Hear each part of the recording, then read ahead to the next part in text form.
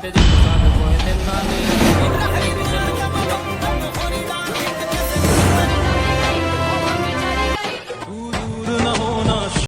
साथियों, मैं अनिल द्विवेदी और आप देख रहे हैं गणित न्यूज।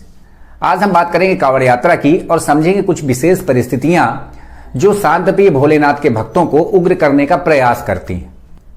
क्या आपने कभी सोचा है कि सावन के महीने में कांवड़ यात्रा के दौरान हिंसा क्यों होती है? नहीं सोच पा रहे हैं तो इस वीडियो को पूरा देखिए, दूध का दूध पानी का पानी होने वाला है। आइए पहले यात्रा कर रहे अंध भक्तों की कुछ करतूतें देखते हैं।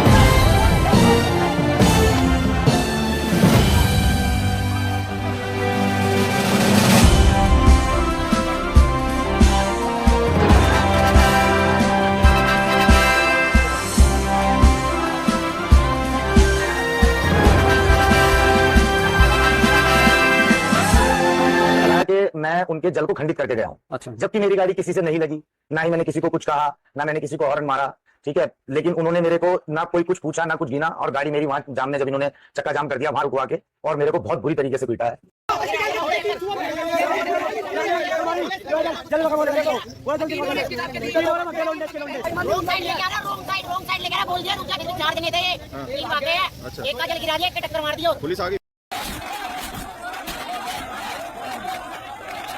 इन दृश्यों को देखकर आप सोच रहे होंगे कि कांवड़िये जानबूझकर हिंसा करते हैं, पर ऐसा नहीं है। एक छोटा सा वीडियो और देखिए, शायद इसका भी मतलब आप निकाल सकें। एक चिलम में बाबा धाम, एक चिलम में बाबा धाम। आप बताइए, इस प्रकार के दोहे किस धार्मिक ग्रंथ में लिखे हैं कि 4 चिलम में चारों धाम, एक चिलम में बाबा धाम? बच्चे के मुंह से यह सब सुनकर कैसा लगा, कमेंट बॉक्स में जरूर लिखिएगा। दरअसल कांवड़ यात्रा का उल्लेख पुराणों और शास्त्रों में भी मिलता है।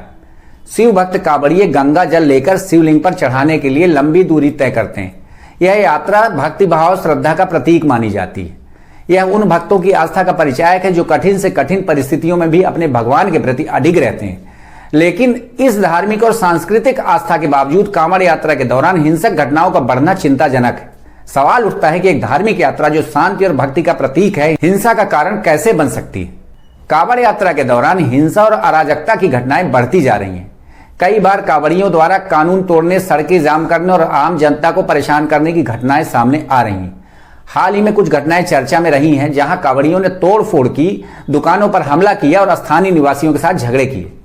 2018 में दिल्ली में एक घटना हुई थी जिसमें कांवड़ियों ने एक कार को पूरी तरह से तहस नहस कर दिया।